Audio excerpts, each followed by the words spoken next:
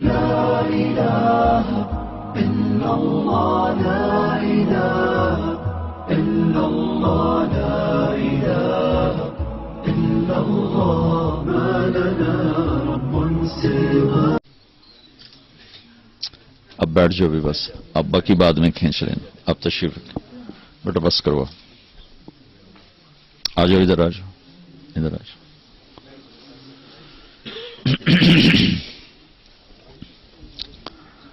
بسم اللہ الرحمن الرحیم، والصلاة والسلام على سیدنا و مولانا محمد وعلى آلہ وصحبہ اجمعین، اما بعد.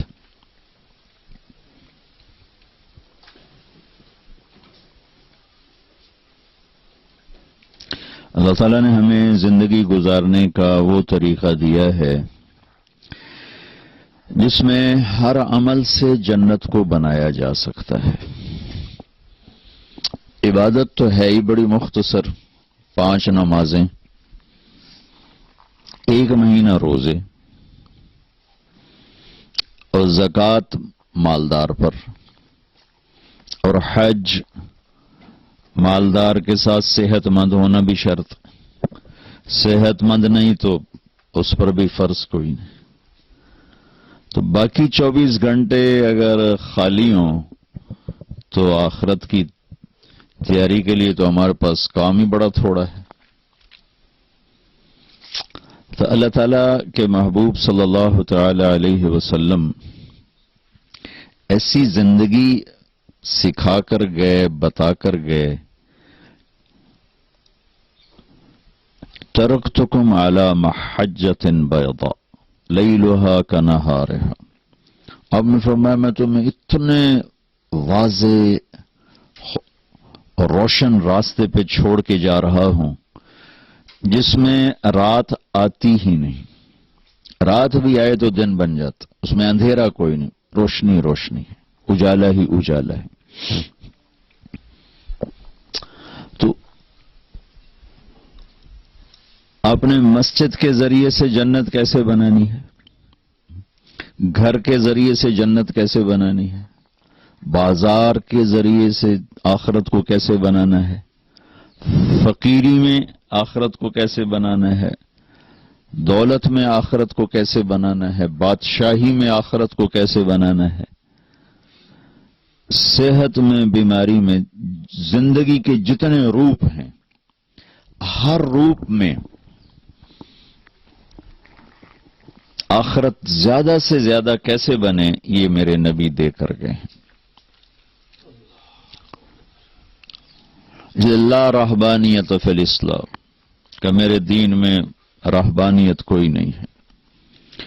ان میں بھی نہیں تھی. رہبانیت ابتدعوها، اللہ تعالیٰ نے کہا کہ میں نے تو تمہیں نہیں کہا تھا جنگلوں میں جا کے بیٹھ جاؤ، تم نے خود ہی شروع کیا. ابتدعوها، کہ یہ تم نے خود شروع کیا. میں نے آسمان سے اتارے ہوئے کسی دین میں رہبانیت کو نہیں رکھا. تو ایک دفعہ ایک سفر سے واپس آ رہے تھے تو ایک جگہ کھجوریں تھیں، چشمہ تھا. تو ایک صحابی کے جی میں آیا کہ میں یہیں بیٹھ کے اللہ اللہ کروں، لیکن میں پہلے اللہ کے نبی سے پوچھ لوں. تو ان سے پوچھا یا رسول اللہ، یہ چشمہ، یہ کھجور، میں چاہتا ہوں یہیں بیٹھ کے اللہ اللہ کروں. تو آپ نے فرمایا کہ اما انی لم ابعث بالیہودیت ولا النصرانیہ، کہ ان دونوں مذہبوں میں رہبانیت آئی تھی، یعنی انہوں نے خود اختیار کی تھی نہیں کہ دیکھو میرے دوست، میں یہودی طریقہ، عیسائی طریقہ لے کر نہیں آیا، ولیکنی بعثت بالحنیفیت السمحہ، میں ایک واضح روشن سیدھا راستہ لایا ہوں اور جو آسان ہے، نرم ہے، سمحہ نرم. اور ایک دوسری حدیث میں وَجَعَلَهُ سَهْلًا سَمْحًا وَاسِعًا، اللہ نے اسے آسان بنایا، نرم بنایا، کشادہ بنایا. وَلَمْ يَجْعَلْهُ ضَيِّقًا، اور اس میں کوئی تنگی نہیں رکھی. تو زندگی کے ہر شعبے میں اور ہر جگہ، ہر دیس میں اللہ کو راضی کرنے کے سارے راستے ہمارے نبی بتا کر گئے ہیں. آپ یہاں اس دیس میں ہیں. پہلی صدی میں بھی لوگ نکلے لیکن ان کے دل و دماغ پر اسلام تھا، تو وہ نکلے سارے. یہ جو جتنا مشرق وسطی ہے، انڈونیشیا، ملائیشیا، فلپائن تک، یمنی تاجر، آپ لوگ بھی اکثر مجھے بتایا گیا کہ تاجر بیٹھے ہوئے ہیں. یمنی تاجر بحری راستوں سے بڑے واقف تھے. تو انڈونیشیا میں، ملائیشیا میں، فلپائن میں اور کاشغر سے آگے جتنا چین ہے، اس میں جتنا اسلام پھیلا ہے تاجروں نے پھیلا ہے. تو صرف پیسہ بنانے کے لیے نہیں نکلتے تھے، اپنا سودا بھی بیچتے تھے، اسلام کو بھی پیش کرتے تھے. تو انہوں نے دنیا کا سب سے بڑا اسلامی ملک انڈونیشیا ہے، پاپولیشن کے لحاظ سے بھی، رقبے کے لحاظ سے بھی. وہاں خون کا ایک قطرہ نہیں گرا جہاد کے نام پر، اور سارا انڈونیشیا مسلمان ہو گیا. کچھ علاقوں میں رہ گئے غیر مسلم، ورنہ وہ 90-95% میں گیا انڈونیشیا مسلمان ہے. وہ بہت اچھے مسلمان ہیں، کوئی لڑائی نہیں، کوئی جھگڑا نہیں ہماری طرح، جھوٹے مقدمے، جھوٹی لڑائیاں، ناک کی انہوں نے ناک کنجے ہی کوئی نہیں تو لڑتے ہی کوئی جتنا ملائیشیا ہے اس میں کہیں تلوار نہیں چلی اور سارا اسلام پھیل گیا. فلپائن میں اب اس وقت 17% مسلمان ہیں. ایک دور میں یہاں 70% مسلمان تھے. پھر جب اسلام کی محنت مٹی تو آہستہ آہستہ آہستہ اسپین نے قبضہ کیا وہاں، تو اس سے بہت بڑا فرق پڑا اور بہت ساری نسل اسلام سے نکل گئی. یہ جنوبی امریکہ، وینزویلا کا ایک عرب مجھ سے چمٹ کے پھوٹ پھوٹ کے رونے لگا اور کہنے لگا اگر تم یہ تبلیغ والے نہ پہنچتے تو ہماری ساری کی ساری یہاں نسلیں اسلام چھوڑ جاتی. تم لوگوں کی تو فعل اللہ نے ہمارا ایمان بچایا اور ہم مسلمان کھڑے ہوئے ہیں. اور 1 کروڑ کے قریب مسلمان پورے جنوبی امریکہ میں اسلام سے فارغ ہو گئے. کسی نے ان کو تبلیغ نہیں کی، ان کو ماں باپ نے بتایا نہیں، صرف کمانے میں لگے رہے، کمانے میں لگے رہے. تو اگلی نسل جب وہ مرے تو اگلی نسلوں کو پتہ ہی نہیں تھا کہ ہم کون ہیں. اس طرح ان کے اندر اسلام سے نکلنا کوئی کسی اسکیم کے تحت نہیں ہوا، ماں باپ کی غفلت کی وجہ سے ہوا کہ دن رات بس کمانے میں تو اولاد کو ٹائم نہیں دیا. وہ بہت کمزور نکلے. آگے وہ مر گئے تو ان کو پتہ ہی نہیں تھا کہ ہم کہاں سے آئے اور کون ہیں. اربوں کی نسلیں اسلام چھوڑ گئی. تو اللہ تعالیٰ نے ایک تو اللہ کے نبی نے ایک تو ہمیں عبادات بتائیں، وہ ہماری بنیاد اور اساس ہیں کہ اس کے بغیر تو عمارت نہیں کھڑی ہو سکتی. 24 گھنٹے کی زندگی میں اگر آپ تجارت کر رہے ہیں تو سچائی اور دیانت اور امانت. التاجر الصدوق الامین.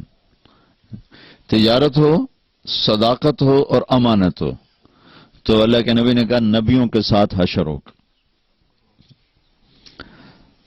مع النبیین والصدیقین والشہداء والصالحین.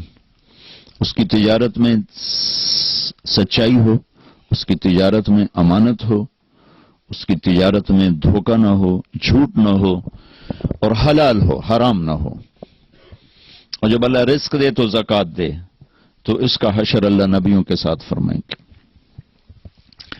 جو ٹاپ 10 صحابہ ہیں جن کو ایک مجلس میں جنت کی بشارت ملی، ابو بکر جنتی، عمر جنتی، عثمان جنتی، علی جنتی، زبیر جنتی، طلحہ جنتی، سعد بن ابی وقاص جنتی، ابو عبیدہ جنتی، عبد الرحمن بن عوف جنتی، سعید بن زید جنتی. یہ سارے بڑے بڑے لوگ تھے، ان میں کوئی چھوٹا آدمی نہیں. یعنی سارے قریشی ہیں. قریشی بڑا خاندان ہے، ساری دنیا کا سب سے بڑا خاندان قریش ہے. یہ سب قریشی ہیں. ان میں کسی اور قبیلے کا کوئی آدمی نہیں. سینکڑوں قبائل تھے عرب کے، صرف قریش میں سے ہیں. پھر یہ سارے بڑے سردار ہیں، کوئی چھوٹا آدمی نہیں. پھر یہ سارے تاجر تھے، کوئی مزدور پیشہ نہیں، کوئی ذمہ دار نہیں، کوئی مزدور نہیں، یا حکمران تھے یا تاجر تھے. ابوبکر، عمر، عثمان، علی، یہ اللہ نے ان کو حکومتیں عطا فرمائیں. سعد بن ابی وقاص، ابو عبیدہ، ان کو اللہ تعالیٰ نے گورنری عطا فرمائی. طلحہ رضی اللہ تعالیٰ عنہ جبکہ کوئی اتنے وسائل نہیں تھے تو ان کے بحری جہاز چلتے تھے تجارت. عبد الرحمن بن عوف کے لیے اللہ کے نبی نے دعا کر دی تھی، اللہ تیری تجارت میں برکت دے، دعا کر دی تھی. تو جب ان کا انتقال ہوا تو 3 ارب 10 کروڑ 20 لاکھ دینار وراثت میں چھوڑے. اے تھوڑے کاغذ دے یورو نہیں، یہ تو ہمیں بنیا بے وقوف بنایا گیا، کاغذ پکڑا کے ہمیں سیٹھ بنا دیا. بلا کاغذاں دی کوئی گل، ساڑے بڑے لگے جاؤ جتنے مرضی یورو لے لو. یورو پہ پاؤنڈ بھی پیا، ڈالر بھی پیا، یورو بھی پیا. کاغذ نہیں چھوڑا. 4.5 ماشے کا 1 دینار ہوتا تھا. 4.5 ماشے کا 1 دینار ہوتا تھا. جی کیا جی 25,000 25,000 ٹن تم نے حساب بھی کر لیا؟ بڑا حساب دان ہے بھائی. 25,000 ٹن کہہ رہے سونا بنتا ہے. اور وہ ٹاپ 10 آدمیوں میں سے ہیں، 10 بڑے آدمیوں میں سے ہیں. یہ تو ابھی میں نے بتایا جو انہوں نے سکے چھوڑے، ڈھلے ہوئے سکے. 3 ارب 10 کروڑ 20 لاکھ دینار، 1,000 گھوڑے، 1,000 اونٹ، 10,000 بکریاں، اور سونے کے ٹائلز جو ویسے تھیں سکے میں نہیں تھیں، وہ اولاد میں، بچے بچیوں، بیگمات میں جب تقسیم فرمایا گیا تو وہ آریاں کاٹتے کاٹتے ٹوٹ گئے. اور اللہ کے نبی نے ٹائٹل کیا دیا کہ عبد الرحمن تو رحمان کا تاجر ہے. اور عمر رضی اللہ تعالیٰ نے کتنا ان پر اعتماد کیا. جب ان کا انتقال کے قریب خنجر لگا تھا تو انہوں نے 6 آدمیوں کی شورا بنائی، 6 آدمیوں کی، کہ یہ مل کر میرے بعد خلیفہ چنیں گے. تو یہ فیصلہ فرمایا 4 ایک طرف ہوں، 2 ایک طرف ہوں، 5 ایک طرف ہوں، 1 ایک طرف ہوں، تو اکثریت پہ فیصلہ کر دیا جائے. اور اگر 3 ایک طرف ہوں اور 3 دوسری طرف ہوں تو پھر جس 3 میں عبد الرحمن بن عوف ہو اس کے مطابق فیصلہ کیا جائے. تو اس آدمی کی، آپ اس زمانے کے وسائل دیکھیں کتنے تھوڑے تھے. آپ تو نیٹ پر بیٹھ کے کروڑوں اربوں کے سودے کر سکتے ہیں، ساری دنیا سے مال اٹھا سکتے ہیں، مال بیچ سکتے ہیں. خالی نیٹ پر آپ نے یوں انگلیاں گھمانی. اور اس زمانے میں جہاز نہیں، ٹرک نہیں، موٹریں نہیں، اونٹوں کی تجارت ہے، گھوڑوں پہ تجارت ہے، یا کشتیاں ہیں، بادبانی کشتیاں ہیں. اور اس بندے کو اللہ نے کتنا دیا، اور وہ اللہ کو کیسے راضی کر کے گئے، کس اعلیٰ پیمانے پر اللہ کو راضی کیا کہ 10 بڑے آدمیوں میں ان کا شمار ہوتا. ابو بکر فی الجنہ، عمر فی الجنہ، عثمان فی الجنہ، علی فی الجنہ، زبیر فی الجنہ، طلحۃ فی الجنہ، سعد بن ابی وقاص فی الجنہ، عبد الرحمن بن عوف فی الجنہ، ابو عبیدہ بن الجراح فی الجنہ، سعید بن زید فی الجنہ. یوں 10 کو آپ نے ایک مجلس میں خوشخبری سنائی کہ یہ سب جنتی. تو ان لوگوں نے اپنا مال اس طرح کمایا کہ اللہ کو خوش کر دیا. ہم دعانے بھی کماتے ہیں تو اللہ ناراض ہو جاتا کہ ہمارے کمانے کے طریقے غلط، ہماری ڈیل غلط، ہماری نیت غلط. تو آپ عبادت سے اسلام نہیں پھیلا، عبادت سے اسلام مضبوط ہوتا ہے، صحت بنتی ہے اسلام کی. جو پھیلا ہے اس کے پیچھے 2 چیزیں ہیں. ایک مسلمانوں کے اخلاق، دیانت سچائی اور ایک ان کا دعوت کا کام پیش کرنے. پریزنٹیشن کے بغیر تو چیز نہیں آگے چلتی. پیش کیا گھر چھوڑ کر نکلے اور ایک اپنے عالی اخلاق سے دلوں کو فتح کیا. اب یہ کیا گزرا زمانہ ہے. میں بیلجیم میں تھا تو ایک بچہ سیالکوٹ کا ایک ازبکستان کی لڑکی کو لے کر آیا. کہا جی یہ مسلمان ہونا چاہتی آپ کلمہ پڑھا دیں. میں نے آپ کے بیان کے کچھ اس کو ترجمے کر کے بتائے تھے تو وہ کہتی کہ وہ اس کے ہاتھ میں کلمہ پڑھوں گی اس کے سامنے. ٹھیک. تو میں نے اس بچی سے پوچھا کہ بیٹی تم اسلام کیوں لا رہی ہو, کس چیز سے متاثر ہوئی؟ تو اس نے کہا کہ میں اس نوجوان کے اخلاق سے متاثر ہو کر مسلمان ہو رہی. تو ابھی بھی اخلاق میں اتنی طاقت ہے کہ وہ بچہ نہ عالم تھا, نہ کوئی امام مسجد تھا, نہ کوئی بزرگ, ایک عام نوجوان, داڑھی بھی نہیں تھی, کلین شیو تھا, سیالکوٹ کا. کہ اس نوجوان کے اخلاق سے متاثر ہو کر میں نے کلمہ پڑھا ہے. پھر میں نے اس سے پوچھا تم اس سے شادی کرو گے؟ ہاں کروں گی. میں نے ان کا نکاح بھی پڑھا دی. تو ابھی بھی اخلاق میں اتنی طاقت ہے کہ جیسے خوشبو پھیلتی ہے نا اسے کوئی روک نہیں سکتا, ایسے ہی اسلامی اخلاق یہ ایسی خوشبو ہے جسے کوئی روک نہیں سکتا.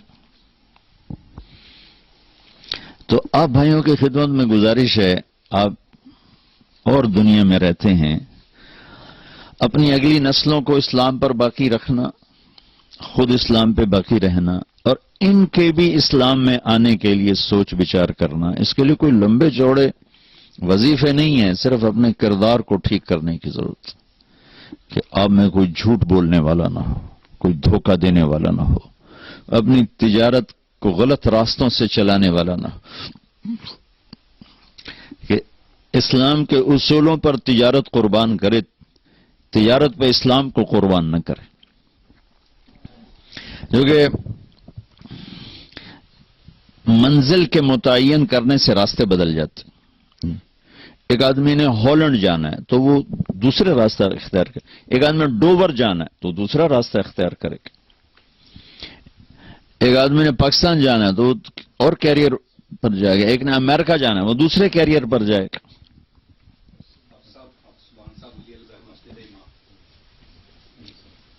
تشریف رکھیں.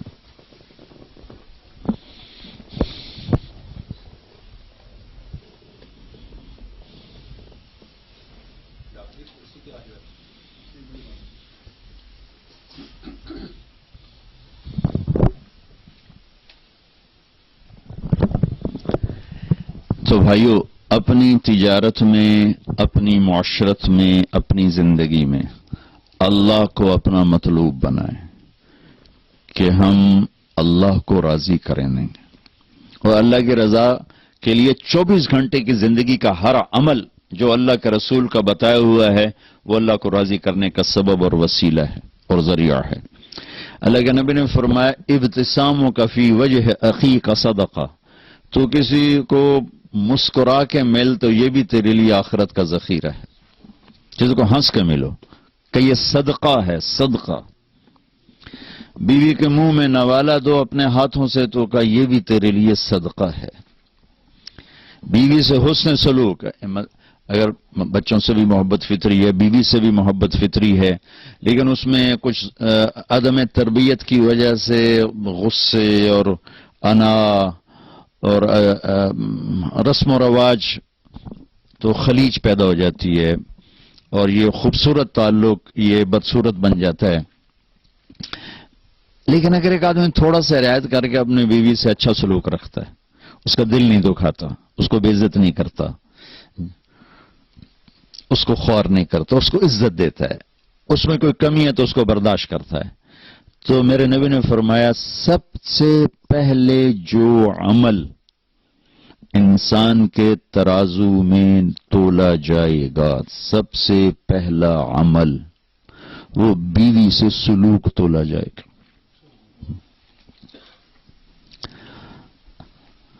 اب دیکھ رہے 24 گھنٹے کی ڈیلنگ ہے, کتنا بڑا ذخیرہ بن گیا. اگر یہی ٹھیک کر رہا ہوں تو کتنا بڑا ذخیرہ بن گیا. میں قرآن کتنا پڑھ لوں گا, میرا ایک دوست ہے، اللہ اس کی زندگی میں برکت دے، وہ تقریباً روزانہ ایک ختم کرتا ہے، اور 3 دن، ایک ہفتہ، ایک دن، یہ اس کے قرآن پڑھنے کا معمول ہے۔ ہفتے میں ختم، 3 دن میں ختم، ایک دن میں ختم، یہ اس کا سال ہر سال سے معمول ہے۔ ہر آدمی تو قرآن کا حافظ نہیں ہے کہ اس طرح بیٹھ کے چلے، چند لوگ حافظ ہیں، لیکن شادی تو ہر ایک کی ہوتی ہے، چند ہوتے ہیں جن کو نہیں ملتا یہ رشتہ ان کے اللہ آگے کرے گا۔ جو مرد عورت بغیر شادی کے مر جاتے ہیں تو اللہ تعالیٰ، اگر وہ جنتی ہیں تو اللہ تعالیٰ ان کو جنت میں پہنچانے سے پہلے آپس میں خود اللہ اپنی ثوابدید پر ان کے نکاح کرے گا، پھر اس کے بعد ان کو جنت میں داخل فرمائے گا۔ تو اگر میں اپنی بیوی کے ساتھ اچھا سلوک کر رہا ہوں، ایسی بیوی کا پہلا عمل خامن سے سلوک تولا جائے گا۔ اگر میری بیوی میرے ساتھ اچھا سلوک کر رہی ہے اور میری رعایت کرتی، میرا خیال کرتی ہے، تو یہی جنت کا بہت بڑا عمل بن جاتا۔ ایک حدیث میں آتا ہے کہ ایک آدمی کا ترازو سٹیبل نہیں ہوگا، کبھی ایسے کبھی ایسے، کبھی ایسے کبھی ایسے، تو وہ نیکی یوں ہو جائے یا گناہ یوں ہو جائے، ایسے نہیں ہو رہا، وہ ایسے ایسے ہو رہا ہے، تو اس پر اتنی ہیبت طاری ہوگی چونکہ آ گئی یا جہنم یا جنت۔ تو اگر موت ہوتی تو وہ گھبراہٹ سے مر جاتا، وہ موت تو ختم ہو گئی۔ تو ادھر میں ایک ایسے بادل سا آئے گا اور اس کے رائٹ ترازو میں بیٹھے گا اور اس کو بالکل ایسے کر دے گا، تو اس کی جان میں جان آئے گی اور اس کی جنت کا اعلان ہوگا۔ تو وہ پوچھے گا تولنے والے سے، بھائی یہ کیا ہے، یہ کیا ہے؟ تو فرشتہ کہے گا یہ تیرے اچھے اخلاق ہیں جنہوں نے آج تجھے بچا لیا۔ اب اچھے اخلاق تو 24 گھنٹے کی ڈیلنگ کا نام ہے نا، 24 گھنٹے کی ڈیلنگ اچھے اخلاق۔ عبادات 24 گھنٹے ہو نہیں سکتی، سارا سال روزہ رکھنے والا کوئی نہیں مل سکتا، ساری رات جاگنے والا کوئی کروڑوں میں شاید کوئی ایک ہوگا، لیکن یہ ڈیلنگ تو میں ہر بیوی سے ہے، بچوں سے ہے، دوستوں سے ہے، نوکر سے ہے، ملازم سے ہے، دوسروں اپنوں سے ہے، غیروں سے، غیر مسلم سے، آپ کی تو غیر مسلم سے بھی ڈیلنگ۔ اگر آپ کے اخلاق اچھے ہیں اور آپ کا بول میٹھا ہے تو اس کو کوئی عمل نہیں پکڑ سکتا۔ میرے نبی نے فرمایا ساری زندگی کے تہجد گزار، کبھی نہ سویا رات بھر، ساری زندگی کے روزے دار، کبھی نہ روزہ چھوڑا سوائے عید کے، تو یہ تو ممکن نہیں ہے۔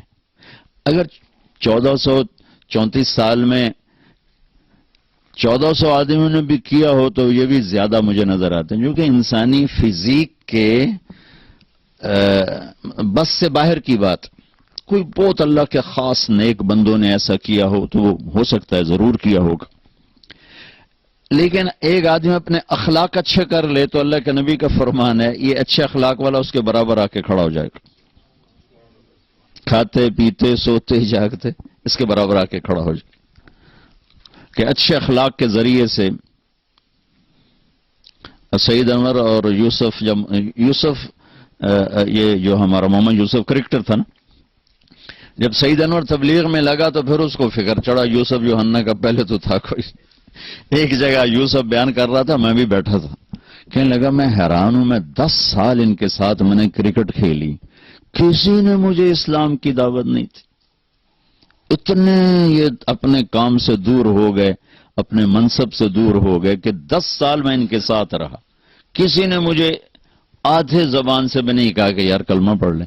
یہ تو سعید انور تبلیغ میں لگا تو اس کو فکر چڑھا، وہ پھر اس کو لے کر میرے بیانوں میں لاتا رہا، چھپا کے لاتا تھا، چھپا کے، یعنی میں یوں بیٹھا ہوں، مجمع یوں بیٹھا ہوا تو اس کو بیک ڈور سے لاتا تھا اور ایسے صوفوں کو پیچھے بٹھا دیتا تھا، یہ اس کے ساتھ کرتے کرتے کرتے کرتے آخر اللہ نے اس کے دل میں ایمان ڈال دیا اور مسلمان ہو گیا۔ تو پھر اس نے کہا کہ میں بھی ظاہر نہیں کر سکتا، میں چاہتا ہوں میری بیوی بھی کلمہ پڑھ لے پھر ظاہر کروں، میں نے کہا ٹھیک ہے۔ تو 3 سال بعد اس کی بیوی نے بھی پڑھ لیا، تو یہ دونوں میرے پاس آئے، کہنے لگے ہماری طاقت لگ گئی ہے کرکٹ پر، تو جنت کا شارٹ کٹ بتاؤ۔ شارٹ کٹ میں نے کہا اللہ کے نبی کا فرمان ہے کہ 3 کام جو کر لے گا نا جنت الفردوس کی چابی مجھ سے لے لے، جنت الفردوس کی چابی ایک توڑنے والے سے جوڑے، ایک حق سے محروم کرنے والے کو اس کا حق دے، اور ایک زیادتی کرنے والے کو معاف کر دے، اور جنت الفردوس کی چابی لے لے۔ کہنے لگے تو اوکھے کام میں کوئی سوکھے دس۔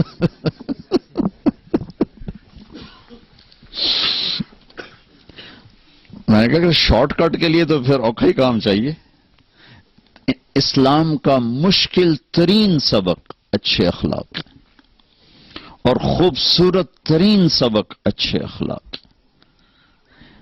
ہر چیز کی ایک میک اپ ہوتا ہے نا، جس سے وہ چیز خوبصورت ہو جاتی۔ ہر چیز کا ایک میک اپ ہے جس سے وہ چیز خوبصورت ہو جاتی۔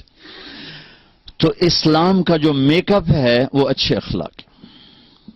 جیسے ہمارا میک اپ جو لباس، لباس ہمیں زینت دیتا۔ عورت کا میک اپ زیور ہے، اس سے وہ خوبصورت ہو جاتی، تھوڑا کلر وغیرہ لگانے اس سے وہ خوبصورت ہو جاتی۔ اسلام کا لباس، اسلام کا زیور، اسلام کا میک اپ، اسلام کا حسن، وہ ہمارے اچھے اخلاق ہیں جس سے وہ خوبصورت ہو جاتا۔ اس کو کوئی چیز نہیں پکڑ سکتی۔ ہمارے نبی نے لمبی نمازیں پڑھی تو اللہ نے منع کر دیا، ما انزلنا علیک القرآن لتشقى، میرے محبوب اتنی لمبی نہ پڑھ کے آپ کے پاؤں ہی پھٹ جائیں۔ اب پاؤں پہ ورم آ جاتا تو نے کہنا درمیانی پڑھ، درمیانی۔ آپ نے سارا مال خرچ کر دیا، اللہ نے اس سے بھی روک دیا، لا تبسطها كل البسط فتقعد ملوما محسورا، میرے نبی نے ایسا بھی نہ کہا۔ کچھ اپنے لیے رکھ، کچھ خرچ کر۔ جس کام کے لیے آئے تھے تبلیغ، اس میں اپنا سینہ جلایا تو اللہ نے اس سے بھی روک دیا، فلا تذهب نفسك عليهم حسرات، میرے نبی تبلیغ تو کر پر اپنا اندر نہ جلا، اپنا اندر نہ جلا۔ اب یہ تین بڑے کام ہیں۔ دنیا کا سب سے بڑا کام تبلیغ ہے کہ 1.25 لاکھ نبیوں نے تبلیغ کی ہے اور کوئی کام نہیں کیا۔ اور پھر عبادات میں سب سے بڑی عبادت نماز ہے، اور اس کے بعد سب سے بڑی عبادت مال کا خرچ کرنا ہے، سخاوت۔ اللہ کہا میرے نبی سخاوت ضرور کر، درمیانہ، نماز لمبی پڑھ، درمیانی، تبلیغ ضرور کر، اپنے آپ کو ختم نہ کر۔ اچھا، لیکن جب ہمارے نبی نے اخلاق اچھے دکھائے تو اللہ نے اس پر شاباش دی، انک لعلی خلق عظیم، میرے نبی آپ کا رب آپ کو شاباش دیتا، آپ کے اخلاق بڑے زبردست۔ اور ایک لفظ ہے عربی میں ذو، ایک ہے علی، انک لذو خلق عظیم کا مطلب ہے آپ کے اخلاق بہت عالی شان ہیں، اور انک لعلی خلق عظیم کا مطلب ہے کہ میرے محبوب انسانی تصور میں جتنے بھی اخلاق آ سکتے ہیں اور آئندہ آئیں گے قیامت تک، وہ سب آپ کے غلام بن چکے ہیں۔ یہ علا کا مطلب ہے۔ تو اللہ علا کا لفظ لے کر ہے، زو کا نہیں لائے۔ اور اتنی تعریف کرنے کے بعد کہ آپ کے اخلاق آخری حد تک ہیں، پھر اللہ نے مزید مطالبہ کیا، وَخْفِضْ جَنَاحَكَ لِلْمُؤْمِنِينَ، ایمان والوں کے آگے اپنے پر بچھا دو، مزید مطالبہ کیا۔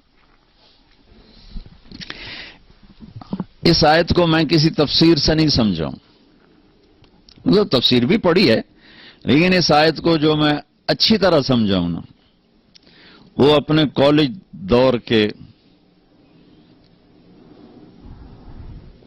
ہمارا گاؤں دریائے راوی کے قریب ہے، 3-4 میل کے فاصلے پر۔ ہمارے بچپن میں زراعت بہت کم تھی، جنگل زیادہ تھے، تو دریائے راوی کے ساتھ ایک بیلا تھا، بہت بڑا جنگل۔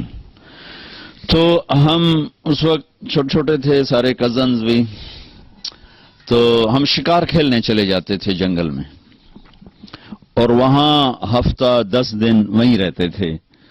وہ چھوٹے چھوٹے گاؤں تھے جنگل کے اندر، تو اس میں ہمارے تایا اور ہمارے والد کا ایک دوست تھا، چاچا سردارا، اس کے ہم جا کر نہ کوٹھے پہ قبضہ کرتے تھے۔ تو اس نے 2 کوٹھے ہمارے لیے فارغ کرنے ہوتے تھے، ایک نوکروں کے لیے، ایک ہمارے لیے۔ تو ہم صبح نکلتے تھے شکار کے لیے، تیتر کا شکار ہوتا تھا، اور شام کو 100 70 60 50 40 اتنے تیتر مارتے، پھر آپ اپنا ان کو بھوننا کھانا۔ یہ جو اللہ نے کہا ہے نا وخفض جناحک، کہ ایمان والوں کے لیے پر بچھا، ساڑھے پر ہوندے نہیں یا ہاتھ ہوندے، پر بچھاؤ، ہمارے تو بازو ہیں، اللہ کہہ رہا ہے پر بچھاؤ۔ وہ جب تیتر کو باہر نکالتے تھے، بیچ میں کھلی جگہ آ جاتی تھی، تو چاچا سردارا وہ ایک جھاڑی کے پیچھے بیٹھ کے نا تیتری کی آواز نکالتا تھا، اس پر بیچارے وہ دھوکے میں آ کے باہر نکلتے تھے، ان پر ہم فائر کرتے تھے۔ تو جو وہ ایل جی ایس جی ہوتے تھے، وہ چھوٹے چھوٹے چھرے، تو اس کو چھرے لگتے، تھوڑا سا اڑتا اور گرتا، گر کے اپنے پر یوں پھیلاتا تھا ایسے، ٹانگیں ادھر پر ادھر، گردن ادھر، اور یہ وہ زبان حال سے کہتا تھا کہ ہون بشک ذبح کر، ہون با میں بھون کے کھا، تے با میں تل کے کھا، ہون میں تیرے وس پہ گیا۔ یہ تعبیر قرآن نے استعمال کی ہے یہاں، کہ ایمان والوں کے آگے ایسے بچھ جاؤ کہ ان کی زیادتیاں بھی برداشت کرو، ان کی سختیاں بھی برداشت کرو، اور اجر اللہ پہ چھوڑ دو، اللہ تمہارا اجر کبھی ضائع نہیں کرے گا۔ قدردان ہے، قدردان ہے، قدردان ہے۔ آپ نے بنی اسرائیل کے ایک آدمی کا واقعہ سنایا کہ وہ اللہ کی بارگاہ میں پیش کیا گیا، فرشتوں نے کہا بھائی تیرے پاس کوئی نیکی ہے؟ وہ کہنے لگا کوئی نہیں۔ کہا بھائی تو سوچ کے بتا، کہنے لگا کوئی نہیں۔ قال لی، نہ نماز نہ روزہ نہ ذکر نہ تلاوت۔ اب ایک کچھ، کہنے لگا ہاں ایک ہے، میں تاجر تھا، جس سے لینا ہوتا تھا تو میں نوکروں سے کہتا تھا کہ انذر الموسر، بھائی پیسے لینے میں سختی نہ کیا کرو، جو جب دے دے لے لیا کرو، تنگ نہ کیا کرو، جو جب دے دے دے دیا کرو، جو دے سکتا ہے۔ وَتَجَاوَزُوا عَنِ الْمُعْسِرِ، اور جو دینے کے قابل نہیں رہا تو میں کہتا تھا معاف کر دو۔ کہا اے ایک نیکی ہے جو تسی سمجھو، باقی میرے پلے کھ نہیں۔ تو اس کا کیس اللہ کے سامنے لگا، تو فرشتوں نے کہا یا اللہ اس کا صحیفہ خالی ہے، یہ ایک بات بتاتا ہے۔ تو اللہ تعالیٰ نے فرمایا میرے بندے کیا ہے تیرے پاس؟ تو وہ اس نے کہا یا اللہ میں ویسے تو خالی ہوں، بس میں تاجر تھا، تو جن سے پیسے لینے ہوتے تھے اور وہ دے سکتے تھے تو ان کو تنگ نہیں کرتا تھا کہ دو تو دو، وعدہ آ گیا وعدہ آ گیا، ڈھیل دیتا تھا، اور جو دینے کے قابل نہیں رہتے تھے ان کو میں معاف کر دیتا تھا۔ تو اللہ تعالیٰ فرمائیں گے میرے بندے تو میرے بندوں کو معاف کرتا رہا، چل میں بھی تجھے آج معاف کرتا ہوں، جا۔ حسن سلوک اتنی بڑی دولت بھائیو، دنیا پھری ہے، 6 بر اعظم کئی دفعہ پھرنے کا موقع ملا ہے، عبادت والے کروڑوں ہیں، علم والے کروڑوں ہیں، حج عمرے والے کروڑوں ہیں، ذکر تلاوت والے کروڑوں ہیں، روزے والے کروڑوں ہیں، اخلاق والے کروڑ اکٹھے کروں تو ایک بھی نہیں ملتا، دکھ سے کہہ رہا ہوں۔ 10 کروڑ میں شاید میں 10 بھی نہ نکال سکوں جو توڑنے والے سے جوڑتے ہوں، جو زیادتی کرنے والے کو معاف کرتے ہوں، جو نہ دینے والے کو دیتے ہوں۔ یہ اخلاق کا معیار اللہ کے نبی نے بیان فرمایا ہے کہ آپ نے کہا ابو ہریرہ اپنے اخلاق تو اچھے کر، کہا یا رسول اللہ وہ کیا ہیں؟ تو جو میں نے پہلے آپ کو حدیث میں کہا تصل من قطعک، توڑنے والے سے جوڑ، وتعطی من حرمک، جو نہیں دیتا اس کو دے، وتعفو عن من ظلمک، جو زیادتی کرتا معاف کرتا۔ کئی عالی اخلاق ہیں، یہ کر، یہ جنت نہیں جنت الفردوس اے چابی۔ تو بھائیو اسلامی اخلاق کے ساتھ زندگی گزارو، اپنی تجارت میں سچائی لاؤ، دیانتداری لاؤ، صدق و امانت لاؤ، لین دین میں کھرے ہو، جس کا دینا ہے وقت پہ دو، جس سے لینا ہے محبت سے اس سے ڈیمانڈ اور مطالبہ کرو، بے عزت نہ کرو۔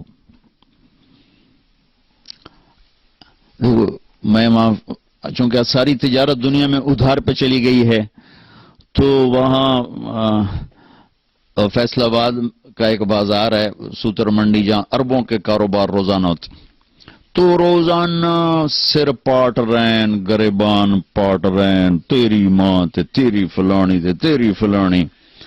تو میں نے ایک دفعہ ان کو جمع کیا، میں نے کہا دیکھو بھائی، یا ادھار دینا چھوڑ دو، تمہارا ظرف نہیں ہے تو ادھار دینا بند کر دو، اگر ادھار دینا ہے تو پھر یہ گالیاں دینا چھوڑ دو، ورنہ تمہارا گھاٹا زیادہ ہے. 10 کروڑ 10 ارب کیا پوری دنیا بھی ایک آدمی تمہاری نگل گیا ہے تو پکڑا جائے گا قیامت کے دن. لیکن تم نے ماں بیٹی کی گالی دے دی تو جرم تیرا بھی گھٹ کوئی نہیں، کیونکہ ماں بیٹی کی گالی دینا اللہ کے عرش کو ہلا دیتا ہے. تو بھائیو آپ سے گزارش ہے اچھے اخلاق کے ساتھ یہاں زندگی گزارو، اور مسلمان بن کے رہو، امتی بن کے رہو، امتی بن کے رہو، فرقہ واریت کا شکار نہ ہو، تعصب کا شکار نہ ہو، نفرتوں کا شکار نہ بنو، مسلم بن کے رہو. ہوا سماکم المسلمین من قبل، اللہ نے ہمیں قرآن میں کہا کہ میں نے تمہارا نام مسلمان رکھا ہے، اپنے آپ کو مسلمان بنا کے رکھو. پوری دنیا پھرا ہوں، جو فرقہ واریت کی آگ پاکستان میں ہے کہیں نہیں دیکھی، اور ہندوستان اس کے ساتھ ملے ایک ہی ٹکڑا ہے، بنگلہ دیش میں بھی اتنے، لیکن ہندوستان پاکستان میں نفرت کی انتہا ہے. تو آپ لوگوں کی روٹس چونکہ وہیں سے ہیں، تو میں آپ کے سامنے ہاتھ جوڑتا ہوں کہ بطور مسلم زندگی گزارو، بس سب کو گلے سے لگانا سیکھو. میرے نبی نے تو منافقوں کو بھی گلے سے لگایا کہ اپنے آپ سے دور نہیں ہونے دیا، حالانکہ آپ تو اندر دیکھ رہے تھے کہ یہ سب منافق، لیکن اپنی مجلس سے کسی کو نہیں اٹھایا کہ تو منافق ہے، اٹھ جا میری مجلس سے. کسی کو بتایا نہیں سوائے حضرت حذیفہ کے، وہ بھی اس لیے بتایا کہ کل کو کوئی نقصان ہونے لگے تو ایک آدمی کو پتا ہو کہ بھئی یہ آدمی ٹھیک نہیں، کسی کو خبر نہیں دی. ایک منافق سردار تھے زید، وہ آ کر کہنے لگے یا رسول اللہ، ایمان یہاں ہے کفر یہاں ہے، ایمان لاتا ہوں، میرے لیے دعا کر دے. تو آپ نے اس کے یہاں ہاتھ رکھا کہ اللہ اس کی زبان کو سچا کر دے، دل کو صاف کر دے، اس ایمان سے سینہ بھر دے. وہ کہنے لگا یا رسول اللہ، میں منافقوں کا چودھری ہوں، آپ کو سارے منافقوں کا پتہ بتاؤں؟ آپ کو تو پہلے ہی پتہ تھا، لیکن چونکہ اور لوگ بیٹھے تھے، کہا نہیں بنے کسی کا نہیں بتانا، جو آئے گا ہم سینے سے لگائیں گے، جو نہیں آئے گا اس کا معاملہ اللہ پہ چھوڑیں گے.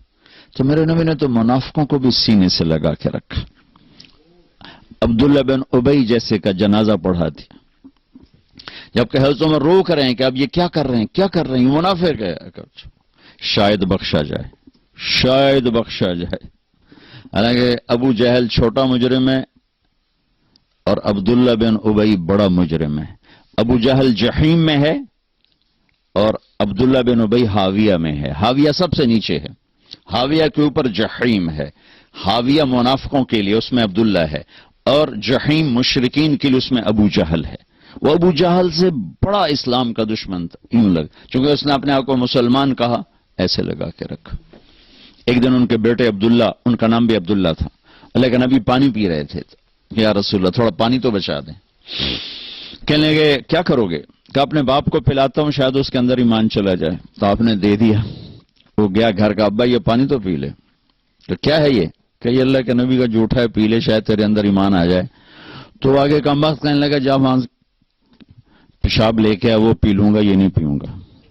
پیشاب لے کے آ، وہ پی لوں گا، یہ نہیں پیوں گا. تو ان کو اتنا غصہ چڑھا، وہ گیا یا رسول اللہ مجھے اجازت دے میں اس منافق کی گردن اڑا دوں، بیٹا ہو کر میں اس منافق کی گردن اڑا دوں. کہ عبداللہ تیرا باپ ہے، قدر کر، میں نہیں چاہتا لوگ کہیں محمد اپنے ساتھیوں کو قتل کراتا ہے، جاؤ اس کی خدمت کرو، تیرا باپ. جنازہ پڑھا، اپنا کرتا اتار کے کفن کے طور پر دیا، اور اس کو قبر میں اتار چکے تھے. آپ دیر ہو گئے، آپ ذرا دیر سے پہنچے، اس کو دوبارہ قبر سے باہر نکلوایا، اس کے منہ میں اپنا لعاب ڈالا کہ شاید بخشش ہو جائے. اس منظر کو دیکھ کر 100 منافقوں نے کلمہ پڑھا. تو بھائیو میں آپ کی منت کرتا ہوں کہ یہاں آپ امت بن کے رہو، مسلم بن کے رہو. جو تمہارا عقیدہ ہے، جو تمہاری سوچ ہے، اس کو گلے سے لگا کے رکھو. لیکن دوسروں کو احترام دو، عزت دو، سب کو اپنا پسند. سارے ہم نے تو غیروں کو اپنا بنانا تھا، ہم نے اپنوں کو غیر بنا دیا. تو کتنی بڑی ظلم و زیادتی کی بات. جس کے دل میں ذرہ کے برابر بھی ایمان اٹکا رہ گیا ایک دن جنت میں جائے گا. چونکہ ایک دفعہ ایسا ہوگا کہ جہنمی لوگ مسلمانوں کو کہیں گے کہ تم بھی دوزخ میں، ہم بھی دوزخ میں، تمہارے ایمان کا کیا فائدہ؟ تو اللہ تعالیٰ اس پر فرمائیں گے کہ جس نے زندگی بھر میں ایک دفعہ لا الہ الا اللہ کہا اسے جنت میں ڈال دو. جس نے زندگی بھر میں ایک دفعہ خالی میرا نام لیا ہے اس کو بھی جنت میں ڈال دو. پتہ نہیں اللہ تعالیٰ کس کو کس بات پہ خوش ہو کہ اللہ اس کو جنت دے دے ہمیں کیا، اور کس بات پہ ناراض ہو کہ اللہ ہماری پکڑ فرما دے. کوئی خبر ہے؟ اللہ کے نبی نے فرمایا بنی اسرائیل میں 2 بھائی تھے، ایک نیک تھا ایک گناہگار تھا. تو نیک کہتا تو بہت گندا ہے، وہ کہتا یار مجھے اللہ پہ چھوڑ. وہ روز اس کو تو بڑا گندا ہے، وہ کہتا یار مجھے اللہ پہ چھوڑ. تو ایک دن کہنے لگا تیری بخشش نہیں ہو سکتی، اللہ کی قسم اٹھا لی. وہ دونوں مر گئے. تو اللہ نے وہ اس عابد سے کہا تو نے اتنی بڑی قسم کیوں اٹھائی کہ اس کی بخشش نہیں ہو سکتی؟ تو ٹھیکیدار، چل بھائی تو جا جنت میں. اگر تو نے میری رحمت کو پابند کیوں کیا؟ اس کو ڈالو جہنم میں. تو کسی مسلمان کو حقیر نہ سمجھو، سب کو عزت دو. ہمارا کام تو گلے لگانا ہے نہ کہ نفرت کرنا. مثلا ایک آدمی آپ کا نزدیک غلط ہے تو وہ سمجھو وہ مریض ہے، تو مریض کا علاج ہوتا ہے کہ مریض کو ہسپتال سے نکالا جاتا.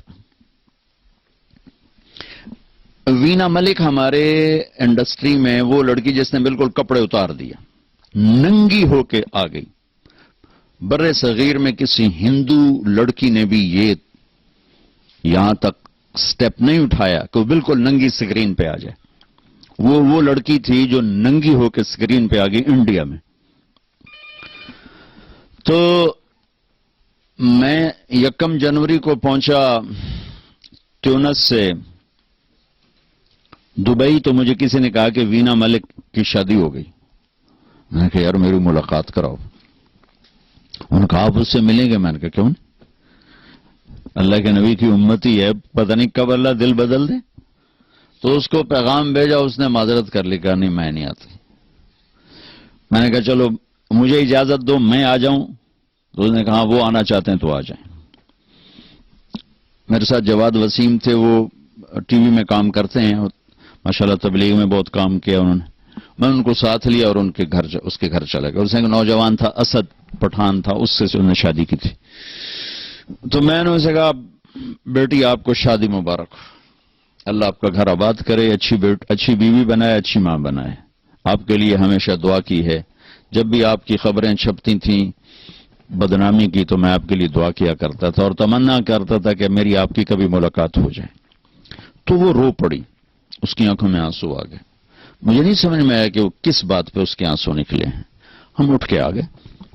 پھر میں چلا گیا جبوتی سے واپس آیا تو پھر میرا 2 دن کا سٹے تھا اور یمن جانا تھا. تو دونوں میاں بیوی خود آ گئے جس ہوٹل میں ٹھہرا ہوا تھا. میں سر پہ پورا دوپٹہ لیا ہوا، کہ مولانا آپ نے میری زندگی بدل دی، اور یہ دوپٹہ آپ دیکھ رہے ہیں یہ زندگی بھر سر سے کبھی نہیں اترے گا. میں نے کہا بیٹے میں نے تو کچھ نہیں کہا، تمہاری زندگی کیسے بدل گئی؟ کہا یہ میرا خامند بیٹھا، میں نے اس کے ساتھ یہ ایگریمنٹ کیا تھا کہ شادی کر رہی ہوں فلم نہیں چھوڑوں گی. 6 فلمیں سائن کی ہوئی تھی ابھی بھی اس سال، 6 فلمیں سائن کی ہوئی. کہا میں نے اسے کہا تھا میں شادی تو کر رہی ہوں فلمیں نہیں چھوڑوں گی. لیکن میں نے کہا تو تیرا ارادہ کیسے بدل گیا؟ کہا آپ نے مجھے بیٹی کہا، آپ جیسا میرے جیسا کوئی بیٹی کہہ سکتا ہے؟ مجھے تو ماں باپ بیٹی کہنے کو تیار نہیں. تو آپ نے مجھے بیٹی کہا، مجھے عزت دی، میرا دل پگھل گیا.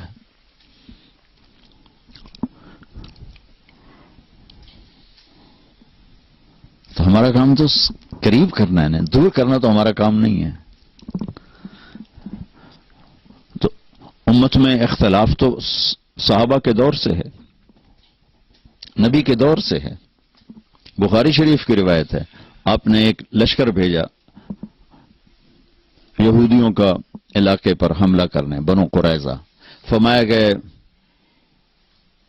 من کان یؤمن باللہ والیوم الآخر فلا یصلین العصر الا فی بنی قریظہ، کہ جو اللہ اور آخرت پر ایمان رکھتا ہے وہ عصر کی نماز بنو قریظہ کے علاقے میں جا کے پڑھے، اور نماز کا وقت پہلے ہی داخل ہو چکا تھا، انہوں کو روانہ کیا۔ بنو قریظہ رہتے تھے قباء سے آگے، جو مسجد قباء ہے نا اس سے بھی آگے رہتے تھے، ان کے ابھی کھنڈرات وہاں ہیں۔ نماز کا وقت تنگ ہو گیا تو صحابہ نے تو وہ لشکر میں سے بعض وہ بھائی نماز پڑھو، نماز قضا ہو رہی، دوسروں نے کہا بھائی اللہ کے نبی نے کہا تھا بنو قریظہ میں پڑھنی، انہوں نے کہا اس کا مطلب یہ نہیں تھا کہ قضا کر دو، اس کا مطلب تھا جلدی پہنچو۔ دوسروں نے کہا بھائی ہمیں یہ نہیں پتا، جو کہا ہے ویسے کریں گے، انہوں نے کہا بھائی ہم نماز نہیں چھوڑ سکتے۔ تو صحابہ دو جماعتوں میں تقسیم ہو گئے، ایک نے وہاں کھڑے ہو کے عصر پڑھی، ایک نے آگے جا کے قضا پڑھی۔ اگلے دن اللہ کے نبی تشریف لے گئے۔ اب دیکھیں دو بالکل اپوزٹ سمت ہیں، یا یہ غلط ہے یا یہ غلط، یا ٹھیک ہے یا یہ ٹھیک ہے، تو دونوں نے اپنا معاملہ پیش کیا، تو اب خاموش رہے۔ خاموش رہنے نبی کے خاموش رہنے کا مطلب تصدیق ہوتا ہے کہ تم نے بھی ٹھیک کیا ہے، تم نے بھی ٹھیک کیا۔ تو ہمیں سینہ کھلا رکھے۔ عبداللہ بن عمر رفع یدین کرتے تھے، عبداللہ بن مسعود نہیں کرتے تھے۔ حضرت معاویہ رضی اللہ عنہ ایک وتر پڑھتے تھے، عبداللہ بن عباس 3 وتر پڑھتے تھے۔ یہ سب صحابہ کے کام ہیں۔ آپ نے کبھی اونچی آمین بھی کہی ہے، کبھی آہستہ آمین بھی کہی ہے، تو ہم اس پر آپس میں نفرتوں کا شکار نہ ہوں۔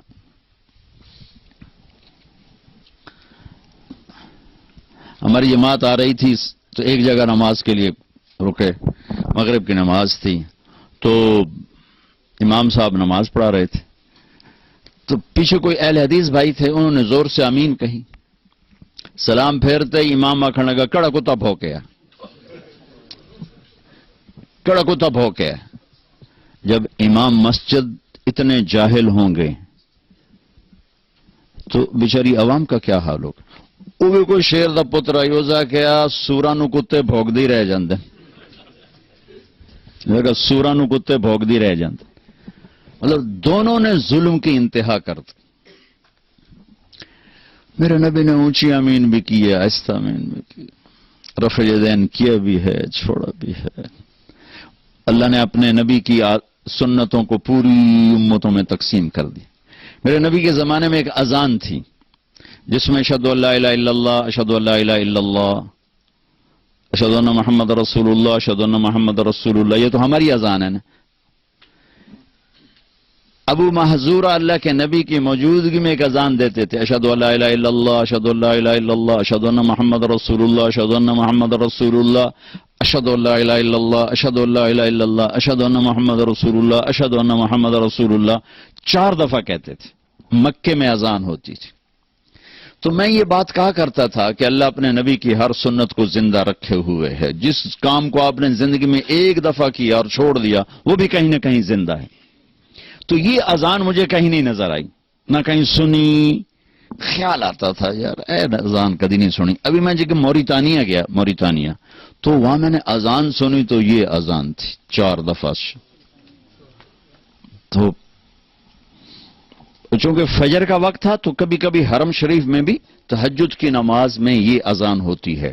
میں نے سمجھا شاید یہ وہی تہجد والا قصہ ہے، لیکن جب ظہر کی اذان بھی ویسی ہوئی، عصر کی بھی ہوئی، مغرب کی بھی، پھر میں نے پوچھا، میں کہا یار اے تھوڑی اذان کیویں ایویں ہی ہے سارا سال ہے؟ انہوں نے کہا ہم یہی اذان دیتے ہیں۔ میں نے کہا واہ میرے مالک، آج میری بات پر تو نے مہر لگا دی کہ میں یہ کہا کرتا تھا کہ اللہ نے اپنے نبی کی ہر ادا کو زندہ رکھنا ہے، کوئی کہیں پر زندہ ہے، کوئی کہیں پر زندہ ہے، کوئی کہیں پر زندہ ہے، کوئی کہیں پر زندہ ہے۔ تو بھائیو امت بن کے رہو، مسلمان بن کے رہو، آپس میں نفرتوں کا شکار نہ ہو، تو آپ کی پریزنٹیشن بہت زبردست ہو جائے گی۔ پریزنٹیشن پر لوگ کتنے پیسے خرچ کرتے؟ میں روڈ پہ رکا، ایک میڈیسن لینی تھی بالکل سستی سی، تو ادھر میڈیکل سٹور تھا جہاں میری گاڑی روکی، تو میں نے بھیجا، میں نے کہا یار دوائی لو. پھر میری نظر ادھر پڑی تو ایک بڑا خوبصورت میڈیکل سٹور تھا، اس میں لائٹیں جل رہی تھیں، شیشے لگے تھے. میں کہا یار ادھر میں نے ادو نہ لے ادو جا کے لے. عام میڈیسن تھی، مطلب کوئی ایسی نہیں بھی جس میں کوئی ہیرا پھیری کیا ہو، مہنگی دوائی تھی، 15-20 روپے کا پتہ. صرف اس کی جو پریزنٹیشن تھی نا، اس نے میرے 20 روپے ادھر لگوا دیے. تو ہم اسلام کو خوبصورت پیش کریں، اسلام پر دھبا نہ بنے،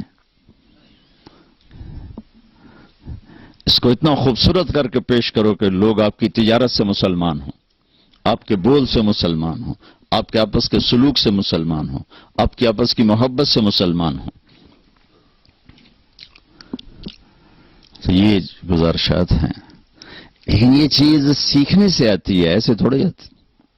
تبلیغ کا کام اس وقت دنیا میں صدیوں کے بعد ایک ایسی محنت زندہ ہوئی ہے جس نے اسلام کو بطور اسلام پیش کیا ہے اور دین کو بطور دین پیش کیا ہے، اور نفرت کا ایلیمنٹ کوئی نہیں، تعصب کا ایلیمنٹ کوئی نہیں. بروں کو بھی سینے سے لگانا سیکھا ہے، غیروں کو بھی اپنے سینے سے لگانا سیکھا ہے. تو اللہ کے فضل و کرم سے کتنے لوگوں کی زندگیاں بدل رہی ہیں. تو آپ سے گزارش ہے، ایک فرائض میں نماز نہ چھوڑیں، جہاں بھی ہو نماز کا اہتمام فرمائیں. کمائیوں میں حرام نہ ہو، حلال ہو، جھوٹ نہ ہو، بددیانتی نہ ہو، خیانت نہ ہو، دھوکہ نہ ہو، فراڈ نہ ہو، اور رزق ہو تو زکوٰۃ پہ زکوٰۃ دو. اور آپ کی نسلوں نے یہاں رہنا ہے، اللہ کے واسطے ان کے لیے اسکول بناؤ، ان کے لیے مسجدیں بناؤ، ان کے لیے مدرسے بناؤ. اگلی نسل کے لیے سوچو کہ ہم ان کو کچھ دے کر جائیں. کل میرا جہاں بیان تھا، اتنا بڑا اسکول انہوں نے بنایا ہوا تھا، وہاں بچے ان کی عربی زبان سیکھ رہے تھے. اپنے بچوں کو عربی سکھا رہے ہیں، اپنے بچوں کو اردو سکھاؤ، اپنے گھروں میں اپنی زبان بولو تاکہ ان کو اپنی ثقافت یاد رہے. اور اپنے اسکول بناؤ جس میں اردو ان کو سکھاؤ. فرینچ تو ان کو خود ہی آ جائے گی.